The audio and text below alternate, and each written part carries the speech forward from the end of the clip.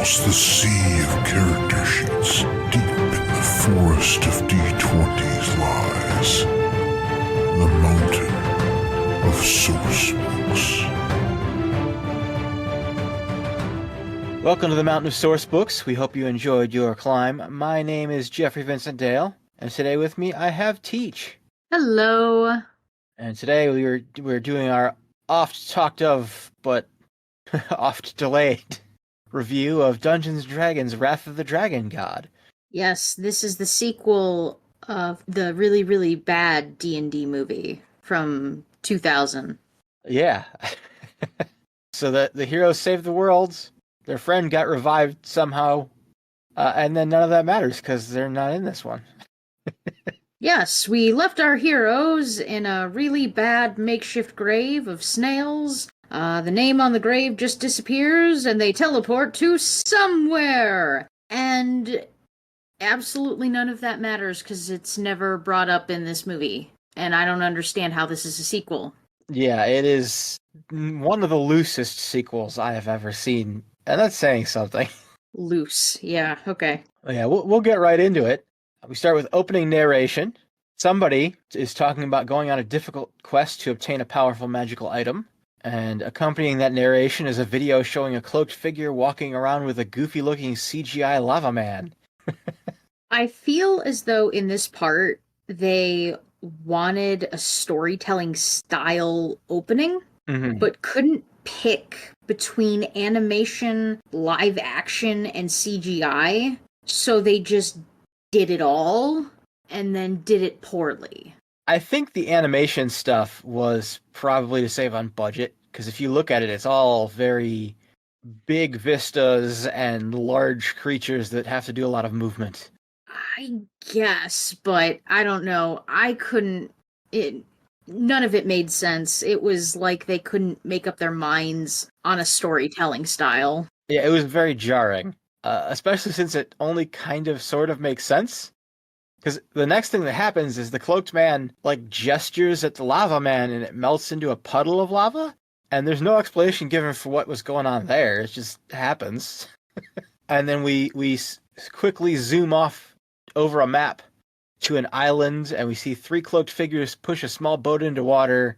And that's when the movie suddenly switches to a still hand-drawn style, showing a giant squid attacking the boat. And then they part the water, and then they go to a cave. As we said, it feels very disconnected and jarring. A little bit. But this is where the movie actually kind of starts to tell its story, because one of the hooded figures reveals his hood and reveals that it's our old buddy Damodar, minus the blue lips this time. Yes, our old buddy Blue Lips without the blue lips. And despite the fact that the previous movie clearly showed that his curse was lifted, we found out that it actually wasn't in this one somehow. Always a good sign for your sequel when the only returning character is the one who died last time. So, I guess my understanding was the curse was supposed to be lifted, but the other guy just never got around to it, or something. The dialogue states that he never got around to lifting the curse, but we just watched the movie not that long ago. I went back and checked. He definitely lifts the curse before they start fighting everybody. And I guess that's the only way that it's a sequel. Also, it's supposed to be set in the same land as before, but apparently so much time has passed, they pronounce the land differently. Yes, from Izmir to Ishmir. Whatever. Maybe if this was like the real world with the same time scale that we have, but this is a world where elves live over 100 years on average. 100 years isn't going to lead to that kind of cultural drift in their language. No. Yeah, so anyways, Damodar has found the magic orb that he's looking for, and he picks it up and it restores him back to a normal human because at this point he had been undead from the curse. Yes. And then our scene switches to this movie's hero, Sir Beric. He's in a meeting with an advisor and he's bored. And he looks out and sees a group of soldiers and decides he's going to go out and challenge one of his students to a duel. He wins, but the student Valerius reveals that he lost on purpose because he didn't want to embarrass his old teacher. Basically just there to set up that Beric is past his prime. Honestly, I kind of like that. We always see like young kids just becoming heroes. I kind of like the idea that we're following someone who's been at it for a while and maybe is not as good anymore. Point in the movie's favor.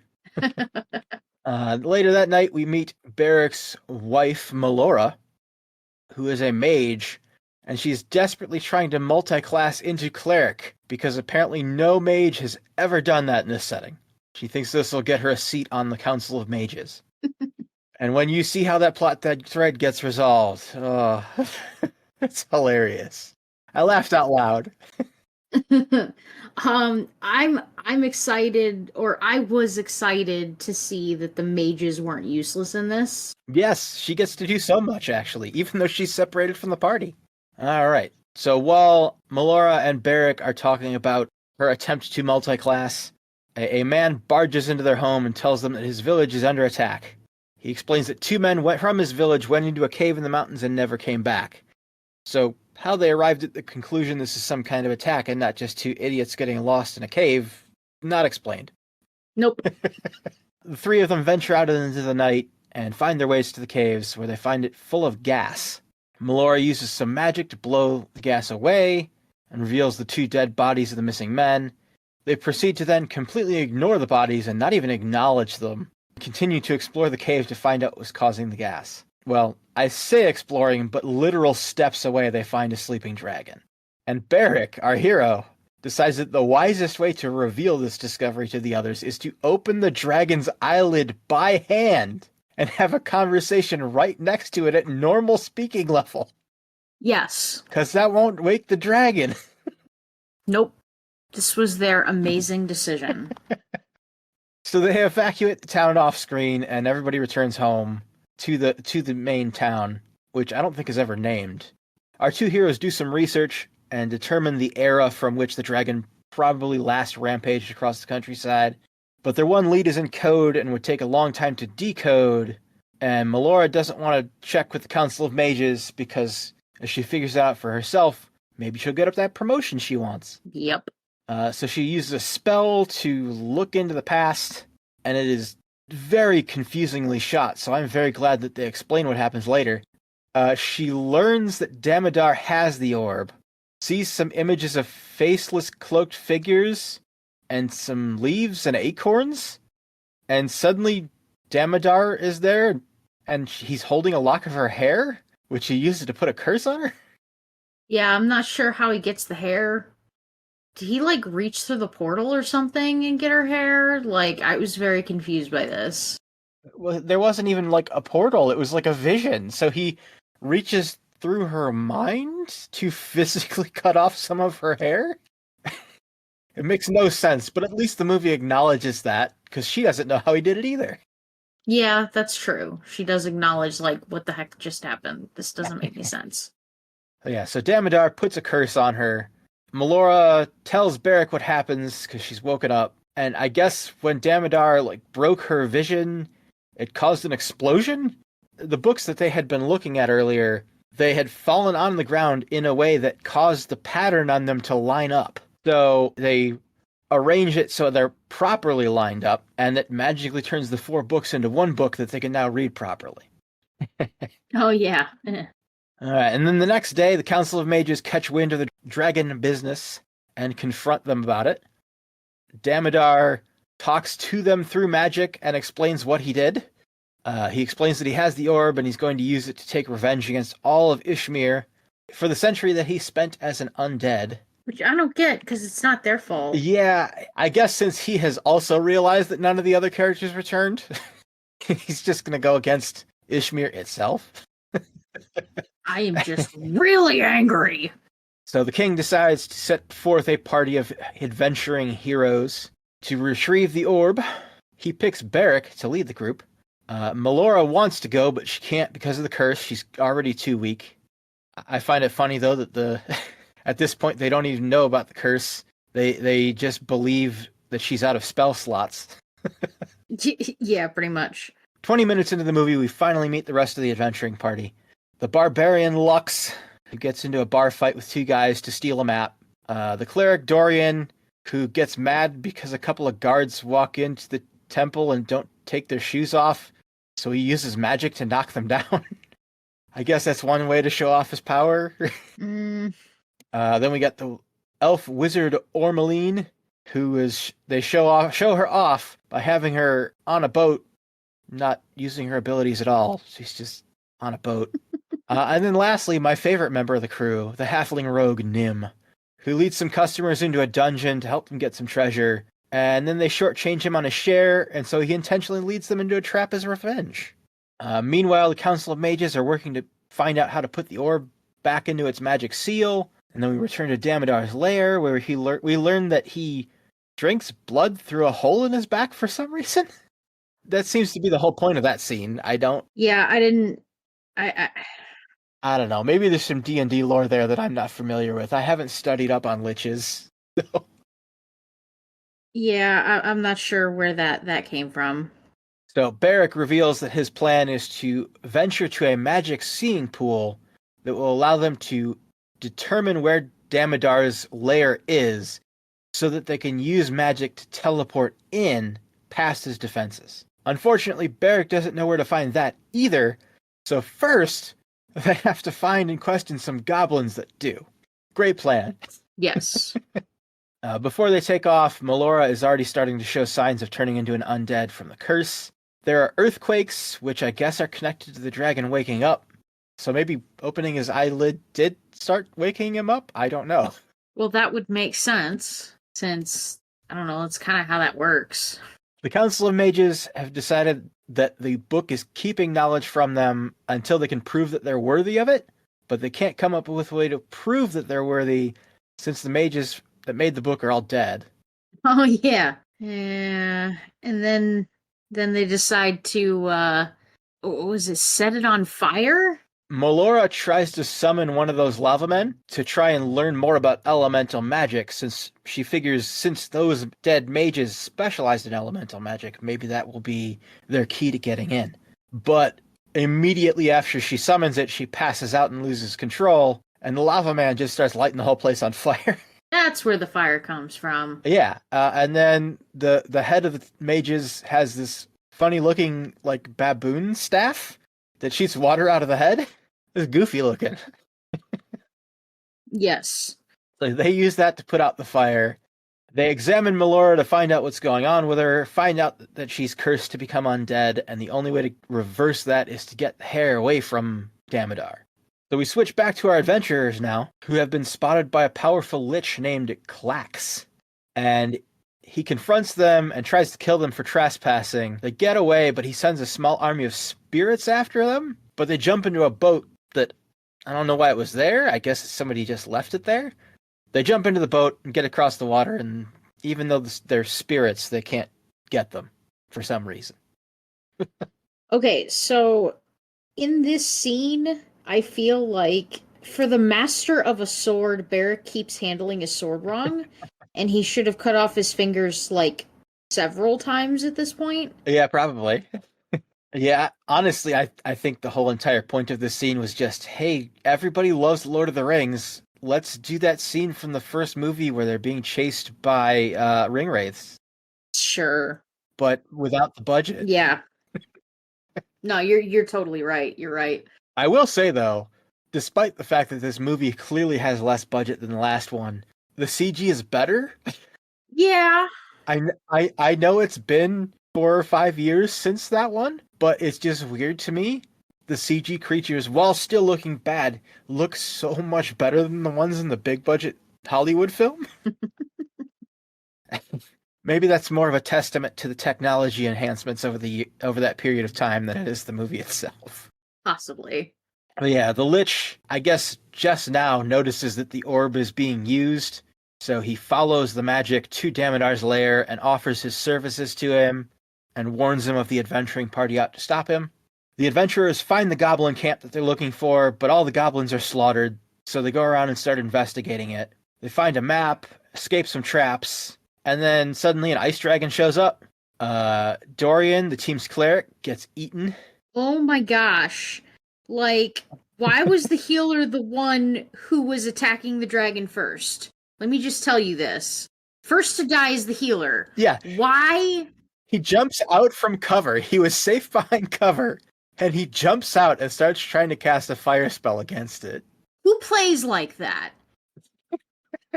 It's even funnier when you realize he was supposed to be like not quite the wise mentor, but he was clearly being played as the wisest member of the party. Yeah. Like, nope, they're dead. They're dead. We're done. Movie over. Like, that was my conclusion. They're just dead. First major battle of the party, and their cleric dies. They manage to kill the dragon with teamwork, and we confirm that the cleric is indeed dead because when the dragon exploded, so did his body. Yes. So all that's left him is one leg. So Melora is back to studying the magic book back in the city, and she thinks they're supposed to set the book on fire to sort of prove that they understand their predecessors or something. The reasons aren't quite clear, but the Council of Mages aren't sure they can trust her because they're worried she's too far gone into turning into an undead and might now be evil. Yeah, also, setting something on fire is usually not a way to prove yourself. Yeah, if she gets it wrong, they're all dead. A little bit dead. But she convinces them to let her try, and the book burns up, and in its place are a bunch of acorns and leaves, and then a tornado flies up out of those, and they follow the tornado to a secret passage within their own castle that they didn't know about. Surprise! Later that evening, the head of the Council of Mages is assassinated by a shapeshifter that takes his place. Yep. Back with our adventurers, they follow the map and use a magic gem to see a statue with a puzzle in it, which they solve while being attacked by bandits, which, nice idea for a scene. I don't think the execution quite worked. They find their way down into the cave beneath the statue, and immediately get ambushed by creatures hiding on the ceiling. They manage to escape into a puzzle room, and then maybe the funniest scene in the movie happens, where the mage pulls a porcelain dove out of her pocket and explains that it is her familiar, that she has known since childhood. Oh my gosh. This scene made me laugh so hard. So she speaks to the dove, and it wakes up and turns into an actual dove and flies into the tunnel, into the hallway, and immediately gets zapped to death by magic. This is a bird who is a best friend since childhood. She will help us. Bird flies over the walkway and is electrocuted. Rogue laughs because he's just a jerk. Yes. Eventually, they realize that one of the walls nearby is fake. They manage to open up the fake wall and reveal a mirror, and the mirror magically reveals which stones within the hallway they're able to step on without getting electrocuted. Which, it's kind of annoying that they basically just repeated one of the puzzles from the previous movie, but at the same time, the execution was so much better. Yes, it was actually a puzzle and not just like... I don't know what that was in the last movie, but that was not... It was just like a maze. It wasn't really a puzzle. It was more like a really deadly jungle gym. Yeah, I think they called it a maze. Yeah. But it was more of like just a 3-room gauntlet of traps. I don't know. I feel like the execution was better here, even if the set didn't look as good. Yeah. But yeah, they solved the puzzle, reached the seeing pool, though the rogue didn't quite get through the hallway fast enough, so he got zapped and he's injured now. They talk about the fact that the scrying pool that they're looking into has an intentional flaw built into it by a demon that built it, and sometimes it'll show the location just slightly off so that if someone tries to teleport through it, they'll actually teleport into a wall. Yeah, how terrible. Like, you know that guy was just... But, you know, Chekhov's gun, they established this thing because it's going to happen. They teleport in and the mage has lost her hand in the wall. Yes. Was it just her hand or was it the whole arm? It was part of her arm. I think it's everything below the elbow, I'm pretty sure. Okay. It was hard to tell because they don't immediately reveal that. They show them teleport in, and then there's a scream, and you can't tell who screamed. And then everybody falls down, and then it's a couple seconds into the scene when you finally see her with her arm in the wall. Yes, you don't is it after they get like away from the bad guy situation that you realize that her arm's in the wall? Because this is how it went. Heroes go into bad guy lair. Good guys get trapped. Bad guy is warming up this orb thingy. Good guys escape the cage. Barrick does an unnecessary jump, throws his sword, Yes. catches it, cuts off bad guy's arm holding orb, and they teleport away all in like 30 seconds. Yeah, I love how in the past movie, the last movie, Damodar was just this take no prisoners, beat everybody swordsman.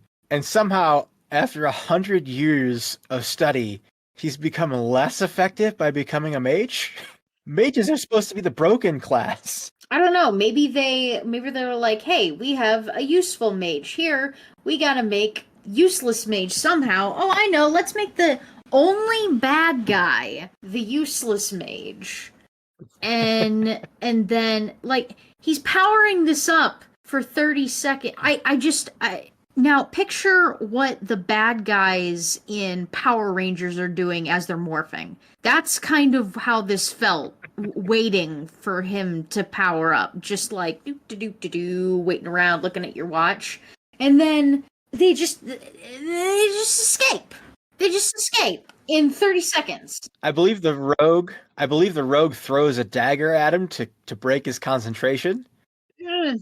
And then the fighter and the barbarian work together to break the cage, and that's how they get out. And then they teleport out. Yeah. Oh, Barrick has to cut off the mage's arm as she teleports out, because otherwise she won't be able to go with them. Yes. Because the teleport spell will consider her part of the wall. Yes. So they teleport to a temple where they can get medical assistance for their two injured friends. So now the party is down from 5 to 2, with just Barrick and Lux, the barbarian, which doesn't last very long because they realize they're being followed somehow. So the barbarian agrees to stay behind to hold their ground, to hold off the enemies, and Barrick just jumps on a horse and runs off with the orb. And they shoot the scene in a way that makes it look like Lux is dead, but that's the last time we see her for now. Yes. Barrick makes it back to town. The king leads him to a secret passage. They place the orb in a wall, and it shows them this hidden, like, temple space. And they all head inside, and then the shapeshifter decides now's the perfect time to steal the orb. Yep. And he sets off a fireball spell and kills the king and a whole bunch of mages.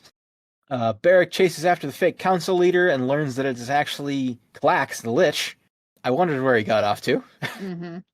And Klax flies off with the orb and hands it off to Damodar, and Damodar uses it to wake the dragon. And then the dragon, I guess, steps on the orb? It's still early CG at this point, so it's not entirely clear what happens. I believe it steps on it to destroy it, because it's not needed anymore. And the dragon agrees to let Damodar be his servant in exchange for sacrifices, and goes to attack the city. And so here we are in the third act. Barrick talks to his wife, and somehow in that couple sentences of conversations, she realizes she now knows how to multi-class into cleric. Yep. Something no wizard has ever thought to do. Nope. Praying! Mm-mm-mm. Oh, just making these wizards seem really smart.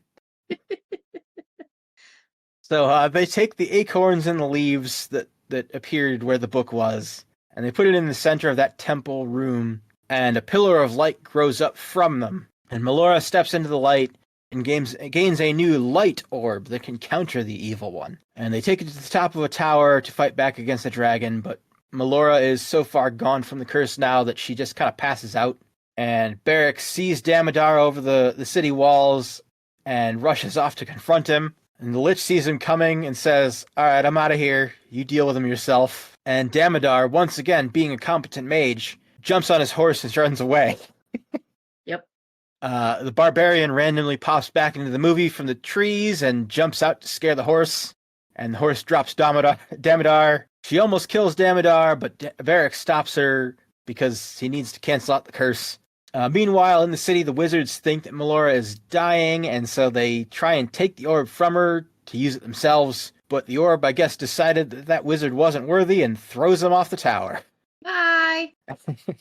Damodar agrees to stop the curse in exchange for his life. Melora instantly feels better, and she gets up, raises the orb, and casts some kind of cleric laser at the dragon, and it falls into the nearby lake, probably dead. And then Melora gets promoted, everybody except the cleric lives, and Damodar's in a dungeon. Okay, so one thing that really bothered me was the fireball. It killed a bunch of people.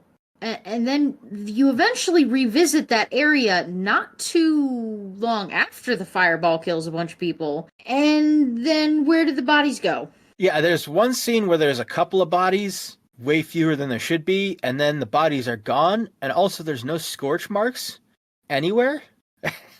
I mean, I don't know. It's stone, so maybe it's like not as scorching. I don't know. But the dead bodies are definitely like, nope, there's just nothing there anymore. There were bodies there, and then they just disappeared. Yeah.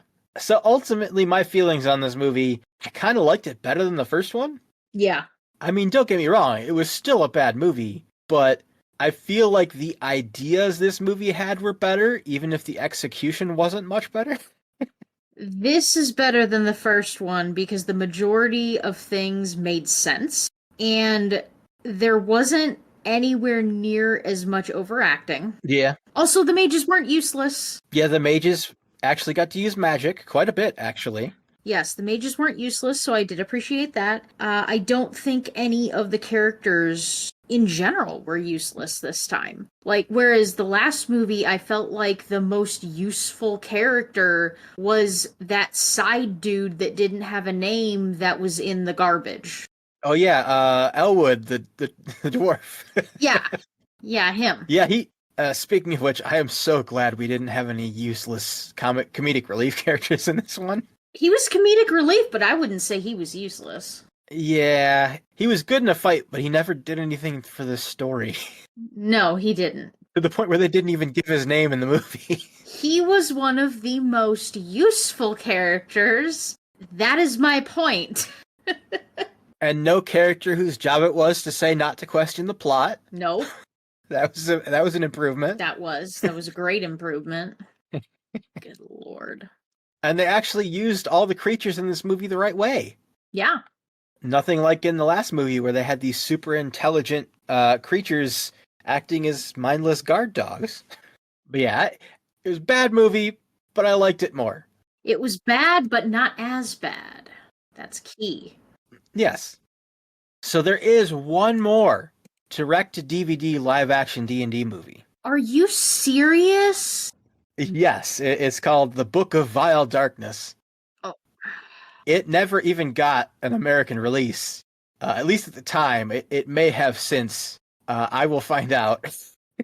And I guess if you find it, coming in 2024 is our review of this awful movie. Yeah, that one might find its way into year-end next year.